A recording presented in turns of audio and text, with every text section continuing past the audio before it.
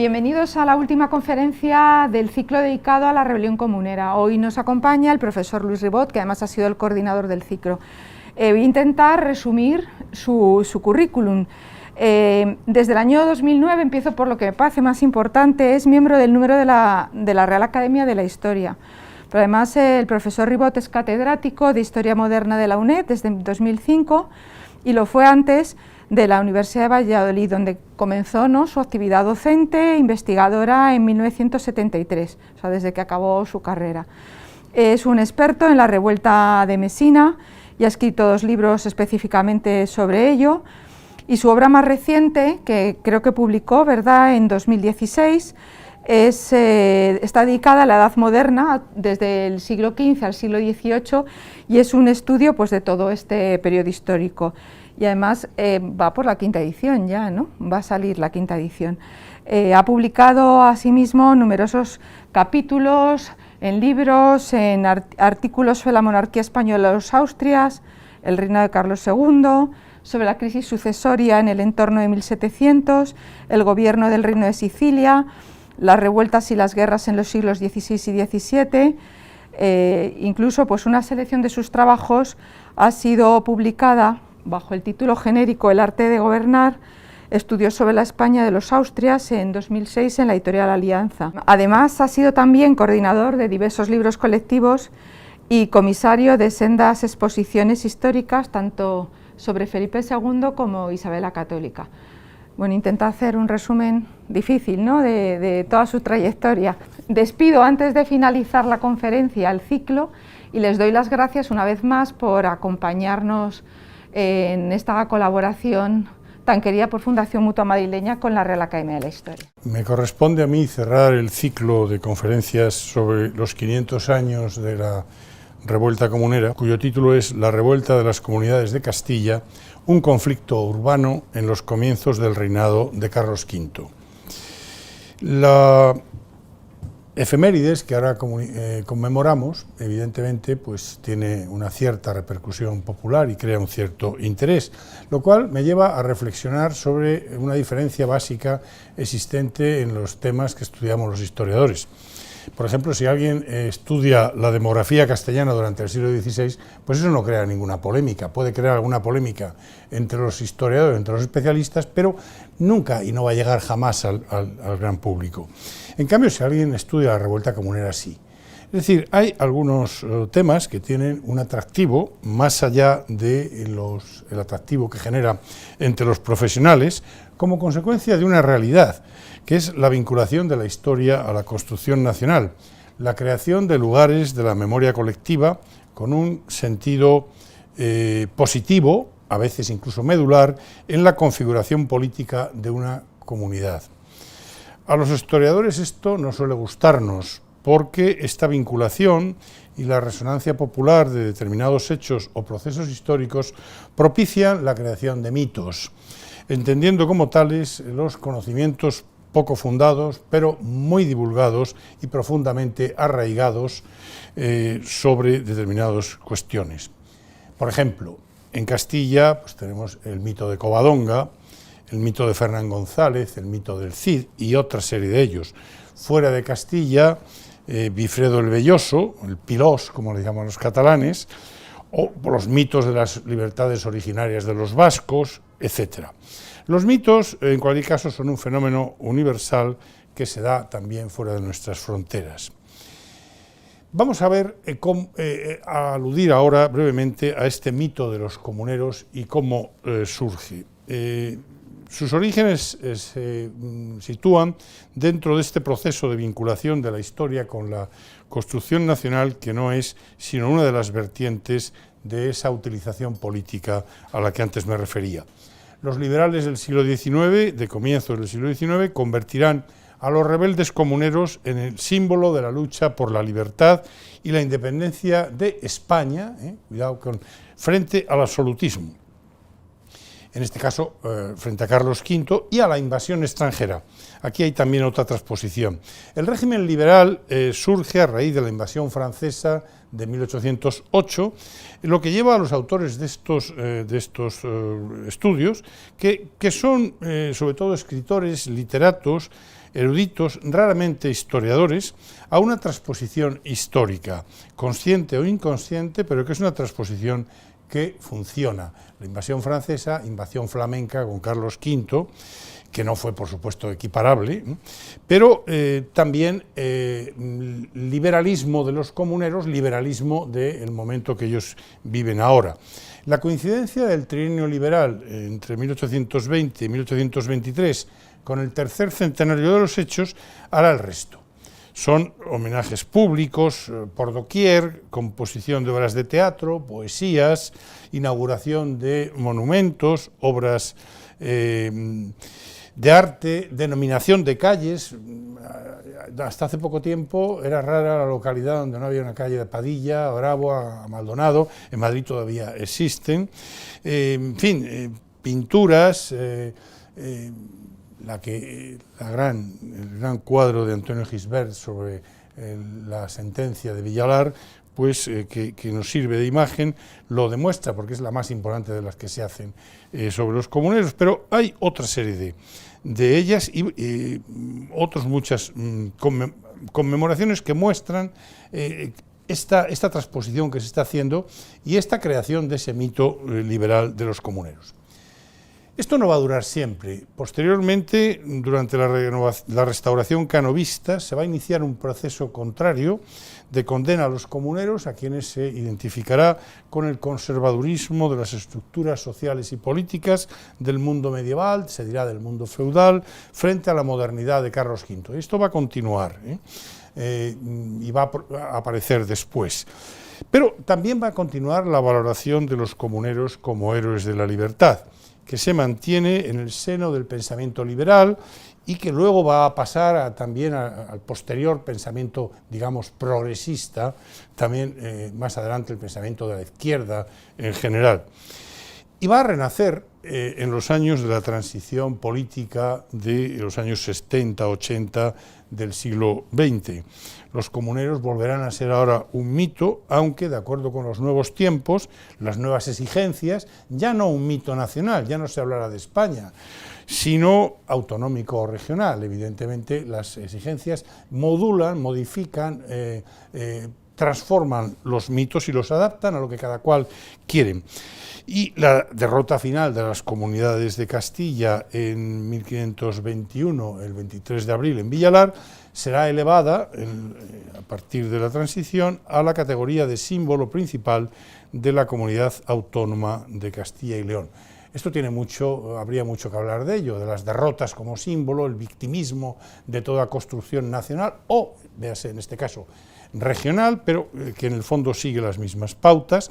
Y una cuestión que hay que plantearse, es decir, solo Castilla y León reivindica a los comuneros y no lo va a hacer esta otra nueva comunidad, que es la de Castilla-La Mancha, cuando Toledo y Madrid tuvieron un papel importante en esta revuelta. En todas estas interpretaciones a las que me he referido, hay en estas creaciones de mitos, hay evidentemente una manipulación, una deformación de la realidad histórica, no siempre consciente, a veces sí, en muchos casos intencionada, pero muy útil. Por ello, no está de más que nos preguntemos qué es lo que ocurrió de verdad, en qué consistió esta revuelta comunera. Ante todo, es necesario precisar que en la Corona de Castilla los años 1520 a 1522 fueron un periodo lleno de tensiones políticas y de enfrentamientos que afectaron, aunque en medida desigual, a buena parte del extenso territorio de dicha corona que pueden ustedes ver en el mapa. El enfrentamiento comunero fue la más importante y la más generalizada de todas estas tensiones, de las múltiples que hay. Y gozó de una organización que la mayoría de ellas no tuvieron, puesto que fueron casi todos los casos de carácter local o limitadas a un espacio geográfico reducido. Pero insisto, no podemos confundir el levantamiento comunero con toda esta serie de tensiones muy amplia, muy variada, que se producen en estos momentos. Es verdad que algunas de estas tensiones tuvieron contactos con el levantamiento comunero, y que los comuneros apoyaron algunas de ellas, a otras no las apoyaron, en otros casos las rechazaron. Pero también hay que tener en cuenta que, a la hora de explicar la complejidad del levantamiento comunero, que la adhesión al mismo no fue idéntica en todos los lugares y que la intensidad de dicha adhesión varió geográficamente y también varió en algunos sitios a lo largo del tiempo. Es decir, algunas localidades que se adhirieron se separaron relativamente pronto. Algunas que al principio tardaron, no se adhirieron, como fue el caso de Valladolid, acabaron adhiriendo. Es decir, que hay que ver múltiples casos, múltiples circunstancias que, insisto, complican los intentos de generalización. La revuelta se limita en realidad geográficamente, a las dos submesetas castellanas a ambos lados del sistema central, en los grandes núcleos urbanos del Valle del Duero y en las principales ciudades de Castilla-La Nueva, encabezadas por Toledo. La adhesión de Galicia, de Extremadura, de Murcia o de Andalucía fue escasa o nula, y las principales ciudades andaluzas, como Sevilla o Córdoba, no participaron. Al revés, crearían la llamada Liga de la Rambla, que fue una agrupación anticomunera de apoyo al poder real. Las causas de esa elevada conflictividad existente en Castilla en los inicios de la tercera década del siglo XVI son múltiples. Según Josep Pérez, autor del estudio más completo disponible aún sobre las comunidades, pese a haber sido publicado hace ya más de medio siglo, la revuelta se gesta en los años de las regencias castellanas posteriores a la muerte de Isabel la Católica, es decir, las regencias que van desde 1504, año en que muere la reina, hasta 1517. A partir de los puntos débiles que entonces salen a la luz del edificio político construido por los reyes católicos. La crisis política y las divisiones de bandos de aquellos años propiciaron el descontento de muchos sectores que tenían, en fin, problemas, que no estaban del todo conformes con la política que se había hecho, que tenían reivindicaciones. Hay que tener además en cuenta que como los años anteriores al año 20 fueron un periodo de crisis económica y malas cosechas, lo que exacerbó el malestar entre los grupos sociales en peor situación económica y también entre los vasallos de los señoríos, que como veremos protagonizarán algunas de estas tensiones, aunque no tienen que ver con el levantamiento comunero.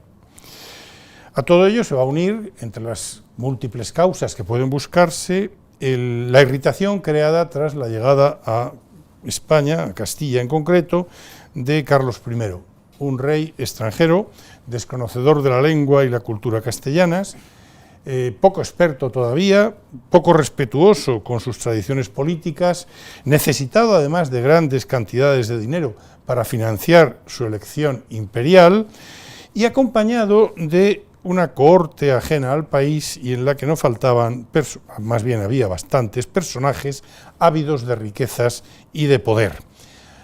A ello habría que unir otra causa más, que va a ser el temor a que la elección de Carlos como emperador pueda desviar los intereses castellanos y pueda servir para que la Corona de Castilla, que es un territorio próspero en aquellos momentos, rico, con posibilidades, pueda ser puesta al servicio de una política ajena a ella.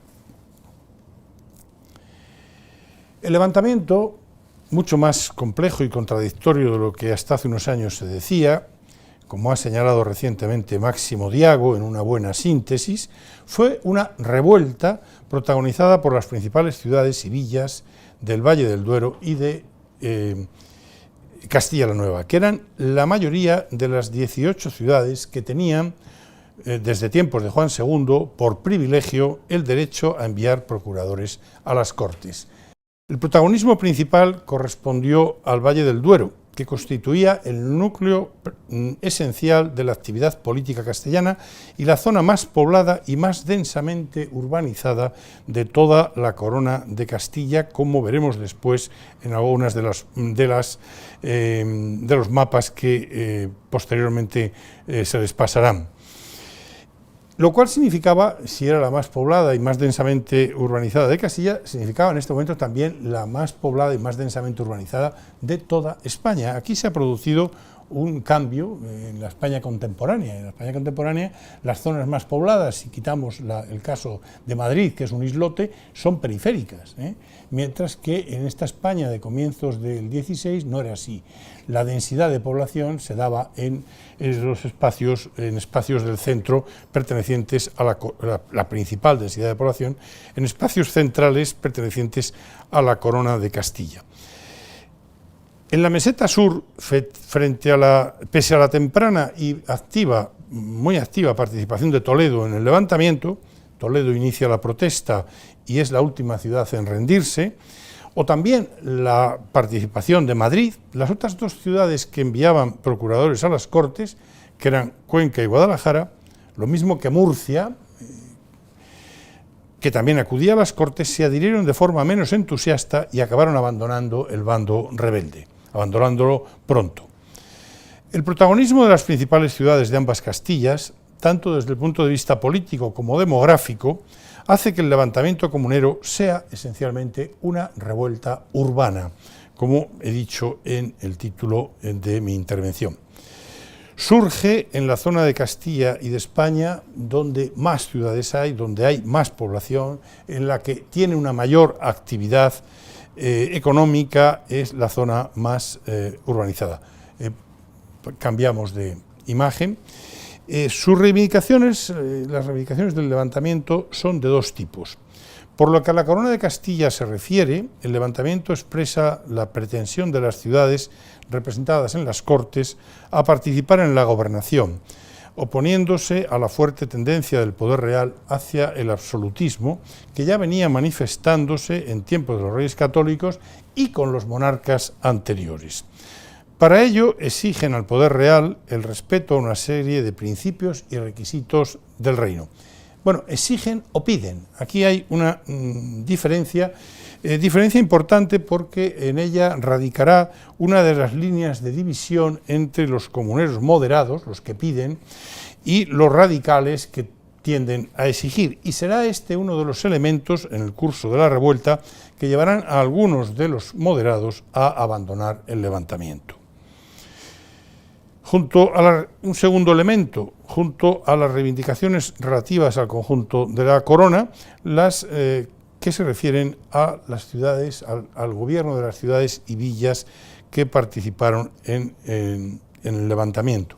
En ellas, aunque hay una variedad de situaciones, hay una casuística muy compleja dependiendo de la situación en cada lugar, pero en ellas, en primer lugar, hay una cosa general: se destituyen a los corregidores, que son las autoridades delegadas del poder real. En la mayoría de los casos, los regidores siguen en los cargos. Hay también casos en los que algunos regidores se les quita o simplemente huyen porque se hace con el poder el bando contrario. Y también hay otro elemento general que es la introducción de diputados del común, o procuradores del común, allá donde no los había lugares donde sí. Es decir, hay toda una casuística peculiar, pero digamos como norma general que la tendencia en los gobiernos locales es hacia una mayor apertura de representatividad del conjunto de los ciudadanos. El término comunidad es un término complejo, porque tiene múltiples lecturas. Es la comunidad del reino, pero también hace referencia al común, es decir, a los no privilegiados, a los que en las ciudades no tenían una representación y solo en algunas, ahora pasan a tenerlo en todas las comuneras, pues tenían algún procurador, algún síndico personero, alguien que tenía la posibilidad de acudir a las reuniones del regimiento. Los comuneros se organizan bajo el mando de la Santa Junta, que es el organismo que dirige el levantamiento. Tendrá su sede primero en Ávila, luego en Tordesillas y por último, a medida que vayan perdiendo los comuneros tales localidades, en Valladolid. Vean, por tanto, cómo el protagonismo está en el Valle del Duero, donde se dirige el levantamiento, pese a ese elemento impulsor constante, importante, que es en el sur Toledo. Los comuneros otorgan a la Santa Junta el carácter de unas Cortes extraordinarias de la Corona de Castilla. Este término de santa es un intento de legitimar, que se entiende dentro de la fuerte sacralización de estas sociedades. Pero tienen este carácter de Cortes extraordinarias, lo cual, evidentemente, hay un elemento aquí, algunos lo han llamado revolucionario, a mí no me parece que no es tanto, porque evidentemente las Cortes solo se reunían cuando los convocaba el rey, pero ya había tendencias en los años anteriores a que si el rey no convocaba, cosa que había sido muy frecuente con los reyes católicos, que no las convocaron durante 18 años, bueno, pues que había un deseo de las ciudades de que las propias ciudades pudieran constituirse en cortes enviando a sus representantes. Nada, pues, por tanto, de revolucionarios. A las Cortes acuden los procuradores de las 18 ciudades castellanas que tenían este privilegio, 2 por cada ciudad, aunque en las comunidades a la Santa Junta acuden a veces, no se limita a 2 en algunos casos. Y de hecho en las reivindicaciones comuneras se incluye la posibilidad de que hubiera 3 en alguna de las reivindicaciones, uno de ellos representante de ese común, de los no privilegiados, en fin, en los documentos reivindicativos de los comuneros, pues hay distintas cosas, no hay una unidad de peticiones. Estos documentos son varios y repito, no excesivamente coordinados, no demasiado coherentes. Las demandas principales de los comuneros afectaban a la potenciación del poder de las Cortes, como instancia del gobierno representativa del reino a través de esas ciudades privilegiadas, aunque no hay un plan bien meditado y hay contradicciones. Seguramente influye en tales contradicciones bueno, pues el escaso tiempo que duró la revuelta, apenas un año, pero hay que decir que, dejando a un lado el tema de las Cortes, las propias ideas de los documentos comuneros sobre la representación política del reino, pues tampoco son muy definidas. En realidad, como ha señalado el propio Máximo Diago, donde hay el único aspecto en el que se alcanza cierta definición es en el terreno de los principios éticos que debían de regir la administración. Por ejemplo, pues la reserva de oficios a castellanos, o la oposición a que se acumularan oficios, o a que estos se concedieran a los procuradores en Cortes en pago a su comportamiento en favor de la votación de los servicios que el rey les pedía, o que el rey pudiera entrometerse en la elección de los procuradores, etcétera, etcétera. Es decir, principios éticos más que un programa político, que no se sacara moneda del reino, que no se pudiera naturalizar a extranjeros, ese tipo de cuestiones. Decía antes que, además de la revuelta comunera, hay otras tensiones, y una de estas tensiones distintas son los levantamientos antiseñoriales que, aprovechando el caos, aprovechando la situación, y por supuesto basándose en el malestar grande que existía entre los vasallos de ciertos señoríos, se produce en las 2 mesetas. Bueno, en realidad no es un levantamiento generalizado, hay una serie de levantamientos aislados en determinados señoríos, y acuden los rebeldes señoriales, acuden a la Santa Junta para que les apoye. Y los comuneros tendrán una actitud variada, apoyarán algunas de las reivindicaciones de estas rebeldes de los señoríos y se negarán a apoyar otras. básicamente apoyan aquellas de los señoríos recientes, y algunos de los cuales se han creado quitando territorios a las ciudades. Pienso, por ejemplo, en el caso de Segovia, ¿no?, con el señorío que se crea para el conde de Chinchón, con algunos sesmos segovianos. Y aquí los segovianos, pues comuneros muy activos, no les gusta y aprovechan para apoyar esta rebelión. Pero no apoyarán todas, ¿eh? Ahora bien, los levantamientos señoriales, con independencia de que les apoyen o no los comuneros, los dirigentes de la comunidad, tuvieron dos efectos. Por una parte, contribuyeron a radicalizar la revuelta comunera por el apoyo que se da a algunos de los levantamientos antiseñoriales y a provocar el abandono de algunas localidades que hasta entonces habían participado, pero que no querían avanzar en esa radicalización. Y la segunda consecuencia, muy importante, es que aceleran la formación del bando realista, es decir, la formación del bando contrario a los comuneros, porque muchos nobles van, al ver que se producen estos levantamientos, van a echar sus barbas a remojar, es decir, a poner sus barbas a remojar, porque claro, se dan cuenta de que los levantamientos comuneros al final les pueden afectar sobre todo a ellos, que son los titulares de los principales señoríos. Y esto va a reforzar este bloque realista desde finales del verano de 1520 y será decisivo para el aplastamiento final de la rebelión, porque se va a consolidar la alianza entre monarquía y nobleza. Hablemos ahora de los grupos sociales participantes en las comunidades. Se trató esencialmente de sectores intermedios de la sociedad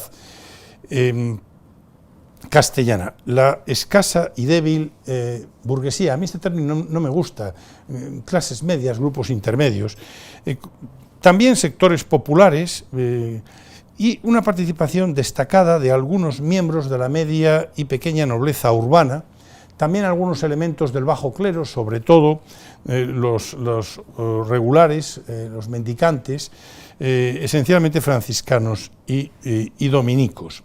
Cuando hablamos de estas clases medias, de estos sectores intermedios, pues hablamos de grupos que realizan actividades económicas de carácter protoburgués, como la producción de manufacturas, el comercio, las finanzas, y también hablamos de letrados universitarios, de gentes, de maestros artesanos, de tenderos, de oficiales. Es decir, en realidad lo que define a estos sectores intermedios es un estatus económico un poco mejor que el del pueblo llano en general. Gentes, por tanto, que se elevan por su estatus económico superior y que pues empiezan a estar en terreno de nadie, porque forman parte del pueblo, pero aspiran a integrarse en los grupos dominantes. La alta nobleza, se ha dicho, algunos, cuando la interpretación conservadora de las comunidades que se difunde a partir de la restauración canovista y que va a tener éxito luego en tiempos del franquismo, va a decir, por ejemplo, Ganivet, Marañón, etcétera, va a decir que son los nobles los comuneros. Esto no tiene base. La alta nobleza no participa en las comunidades. La alta nobleza es... lo que pasa es que va a tardar en integrarse en el bando realista. Hay una frase de Manuel Azaña que... resume un poco la actitud de la nobleza. Azaña dice: al brazo militar, o sea, a los grandes y caballeros, les importaba que el César venciese, que no venciese demasiado y que no venciese enseguida. Es decir, ellos tienen motivos también de queja contra el poder real. Ellos reivindican una mayor participación en las decisiones del poder real. Creen que el poder puede avanzar en la línea absolutista, pero contando con ellos. Y claro, su actitud es un poco la de esperar y ver. Muchos nobles, como es el caso, por ejemplo, del duque del Infantado en Guadalajara, tuvieron una actitud decidida a la hora de conseguir que las ciudades en las que tenían influencia abandonaran el bando rebelde. Pero lo que acabó de decidir a la nobleza fue, por una parte, como ya se ha dicho, el levantamiento antiseñorial, Y también una cuestión, que es el acierto de Carlos I de nombrar gobernadores al almirante y al condestable, a dos de los principales nobles castellanos, para que dirigieran la corona en su ausencia, junto con el cardenal Adriano de Utrecht, quien ya gobernaba la corona de Castilla desde que el monarca la abandonó para irse a la elección imperial. Las tropas de la alta nobleza serán decisivas, porque ellas, en mucho mayor medida que el ejército real, escaso, poco significativo en este enfrentamiento, las tropas de la alta nobleza fueron las que acabaron con el levantamiento, fueron las que vencieron en Villalar y en otras batallas o enfrentamientos. Hablar de batallas es quizá excesivo. Josep Pérez señaló que la revuelta escondía el enfrentamiento entre los artesanos y pequeños comerciantes que vivían de las manufacturas de la lana en Castilla, cuyo centro principal era Segovia, y, por otro lado, los grandes comerciantes interesados en la exportación de lana en bruto hacia los Países Bajos, Inglaterra, Italia, etcétera, a través del consulado de Burgos, que contaban además con el apoyo de la gran nobleza, muchos de cuyos miembros eran titulares eran propietarios de importantes rebaños. La presencia muy activa de Segovia en el bando comunero se pondría así, Segovia como gran capital de la manufactura de la lana, se pondría así al caso de Burgos, que si bien participa inicialmente en el levantamiento, se va a alejar pronto. Burgos es la sede del consulado a través del cual se exporta la lana fuera de Castilla y fuera de España. Sin embargo, esta interpretación me parece que carece de base suficiente. Las causas del abandono de Burgos fueron muy diversas, como las de otras localidades, no respondieron solo a los intereses de los grandes comerciantes de la lana. Como en todas las ciudades comuneras, hubo tensiones internas que acabaron con el triunfo de los realistas. Por otra parte, un caso similar al de Burgos es el de Cuenca, que abandona pronto el levantamiento, pero es que Cuenca era también, como Segovia, aunque en mayor medida, un importante centro pañero, y ahora se comporta de una manera diferente. Otro caso se podrían buscar otro, podría ser Córdoba, también con una manufactura pañera importante y que fue claramente anticomunera. Es decir, la interpretación de esta, que es una de las bases en las que se apoya Josep Pérez para decir, bueno, es una revolución, pero es una revolución temprana, prematura, de una burguesía castellana que todavía es muy débil. Bueno, yo creo que también eso queda en entredicho. Algunos cronistas del siglo XVI establecieron una relación entre los comuneros y los conversos, que habrían predominado entre ellos según tales cronistas. Era obviamente un sector descontento tras la creación de la Inquisición por los reyes católicos y la persecución de la que habían sido objeto por parte de este tribunal. Pero, como afirmara hace años Juan Ignacio Gutiérrez Nieto, esta relación no existe. Y hubo conversos o descendientes de conversos tanto entre los comuneros como en el bando realista. Por otra parte, los comuneros, dentro de este programa poco articulado y poco coherente, no tuvieron una postura definida acerca de la Inquisición, a la que apenas se hace referencia en sus documentos programáticos. Hemos anticipado algo, al hablar de Josep Pérez, sobre si es o no una revolución, que figura en el título de estas conferencias. Bueno, la verdad es que José Antonio Maraval, en su libro de 1963, que es uno de los primeros estudios modernos sobre las comunidades de Castilla, una primera revolución, la primera revolución moderna, bueno, y luego Josep Pérez en el año 70, en su libro La revolución de las comunidades de Castilla, pues utilizan ese término. A mí me parece que, y aquí no hay un acuerdo entre los historiadores, este es uno de los temas debatidos, como hay tantos otros, ¿no? Pero a mí me parece que el término revolución debe de aplicarse con mucha mayor cautela, debe afectar a cambios verdaderamente radicales, El término procede de la astronomía, del libro de Copérnico, de Revolutionis Orbium Caelestium, de 1543, creo recordar. Y, evidentemente, quiere decir una vuelta, lo que estaba abajo se coloca arriba, lo que estaba arriba pasa a estar abajo. Por eso se debe aplicar de manera muy cauta por los historiadores. Aquí no hay nada de todo eso. Pero hay otro elemento, y es que en la época en que escriben tanto Maravall como Josep Pérez, todos los autores somos hijos de nuestra época, pues estaba muy en boga este concepto. Se hablaba mucho, ahora se habla menos. Piensen que veníamos de el año 59, la revolución de Castro en Cuba. Estamos en plena guerra de Vietnam. Y el 68 parisino, el mayo del 68. Todo esto influye, sin duda, en estos autores. Y hay un tercer elemento, bueno, consciente o inconsciente, pero si uno pone en un título de un libro Revolución, lo va a vender más que si pone Revuelta. Y esto puede también haber influido, por supuesto, con mi máximo respeto y afecto a estos dos excepcionales historiadores, a los que he conocido y sobre todo al segundo, y me precio de haber sido amigo suyo. Pero, repito, no hay en la revuelta comunera ningún elemento verdaderamente revolucionario. Hay muchos antecedentes más en la misma. Maravall decía que un segundo elemento, la modernidad. Yo creo que es un elemento que tiene poco de moderno. Maravall lo conecta con levantamientos posteriores, y, en fin, no tiene mucho, además fuera de nuestras fronteras. Yo creo que hay que vincularlo a levantamientos anteriores, a tensiones anteriores, e incluso a iniciativas anteriores. En mi opinión es más medieval todavía que moderno, pero bueno, en fin, ¿cuándo se cambia de lo medieval a lo moderno? También este es otro hecho que habría que discutir, porque no hay un día que se deje de ser medieval y se pase a ser moderno. Pero hay mucho más de pasado que de futuro aquí.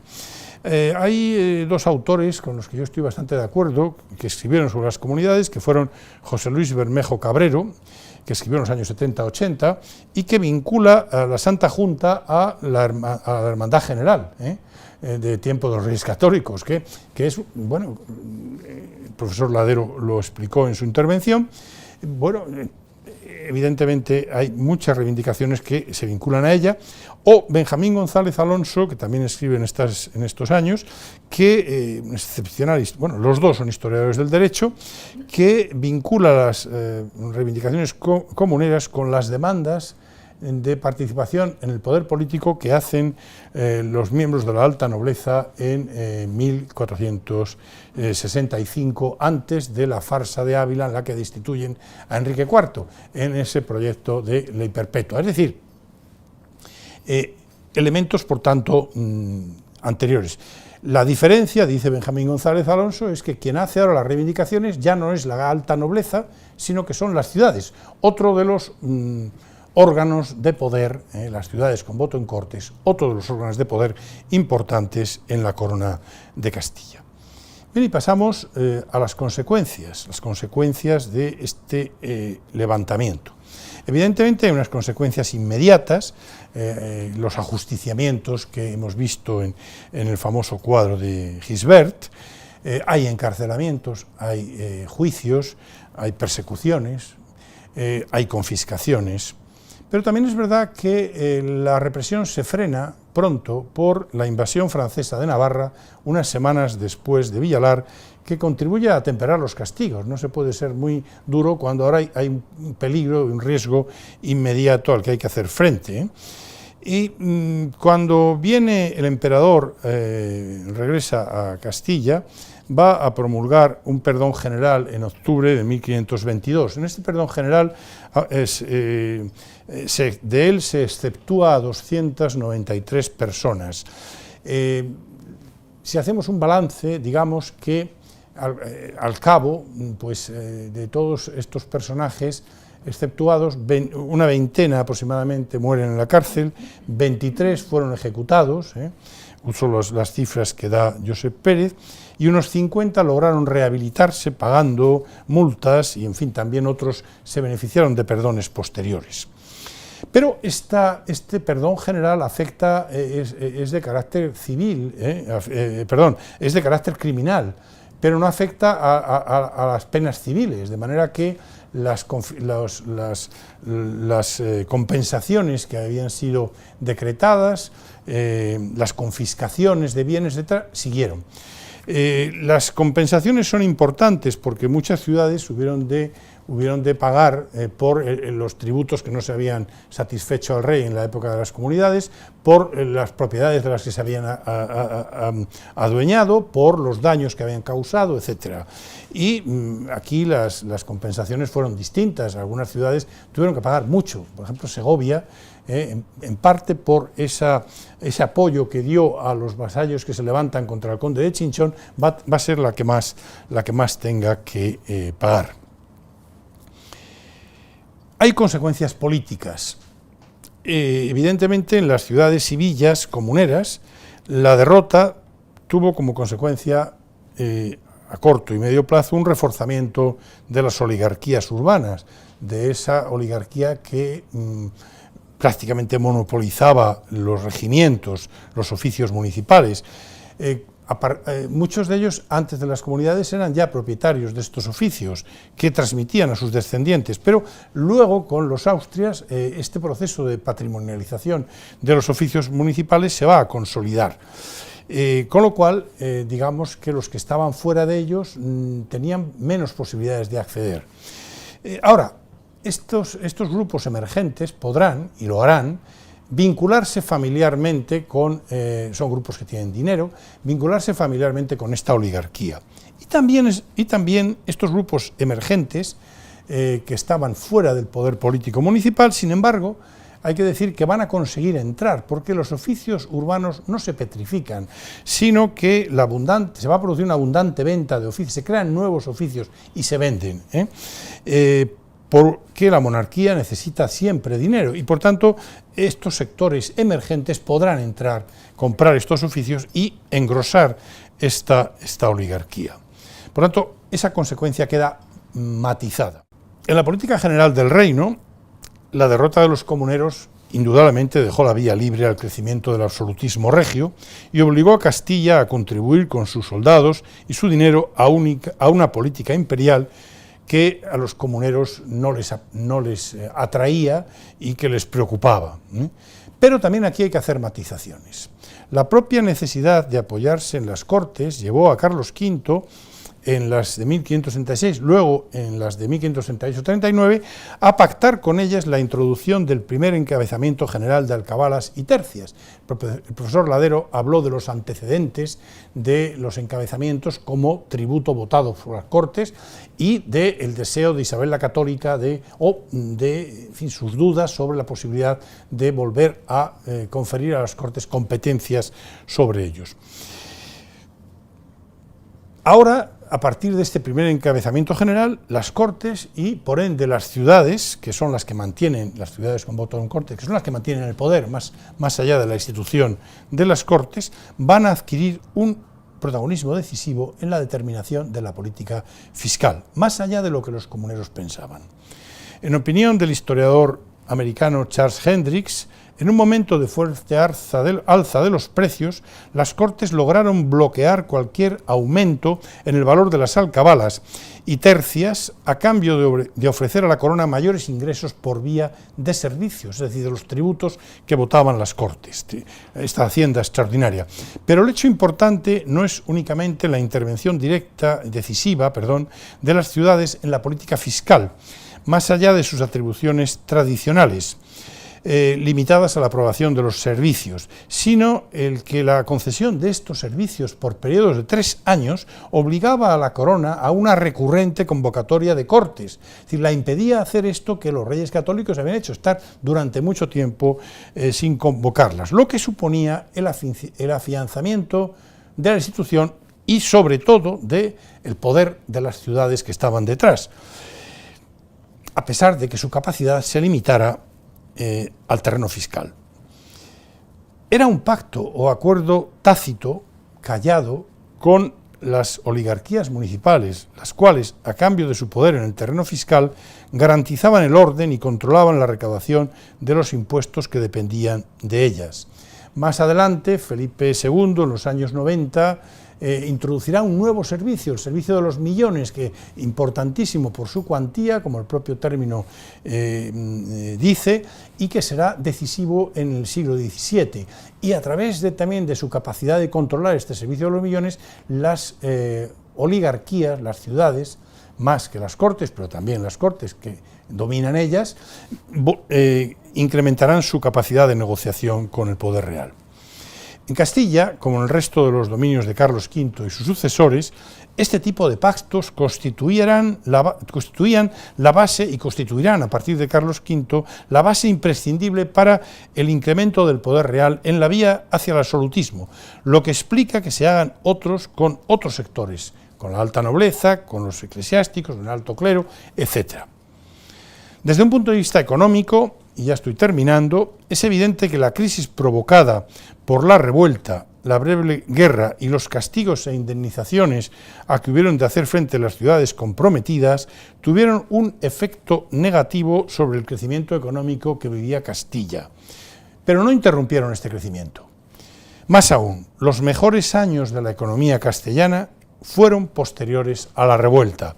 Las ciudades castellanas alcanzaron su máxima expansión demográfica y económica a mediados del siglo XVI, incluida la manufactura lanera, que en lugares como Segovia viviría en estos años una auténtica edad de oro. En el terreno social, Josep Pérez señaló que la derrota comunera contribuyó a frustrar la constitución de una clase burguesa en Castilla y estimuló a sus integrantes a abandonar los negocios y entrar en la nobleza. Creo, no obstante, que se trata también de una conclusión exagerada. En la fase de auge económico de las décadas posteriores a las comunidades hubo sin duda un fortalecimiento de los sectores, yo diría mejor, protoburgueses o de clase media. No me gusta utilizar el concepto burguesía, como ya he señalado. Fortalecimiento que se acabaría frustrando con la crisis iniciada a finales del XVI y comienzos del XVII. Pero los factores que llevaron a esta crisis fueron muchos y muy variados, sin que sea posible identificar el grado de responsabilidad de todos ellos.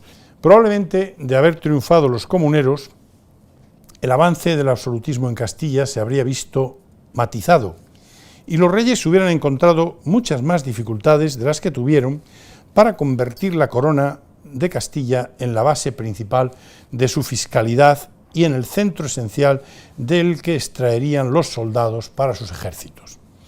El peso excesivo de la exacción fiscal y militar para sostener la política hegemónica habría de ser seguramente la causa principal de la decadencia posterior, lo que nos lleva a pensar que las cosas podrían haber sido distintas si hubieran triunfado los comuneros. Pero hacer hipótesis contrafactuales, es decir, en contra de los hechos, fantasear con lo que hubiera podido ser si los hechos se hubieran desarrollado de otra manera, es una empresa arriesgada e incierta que cae fuera de la metodología y el rigor intelectual propios de los historiadores. Gracias.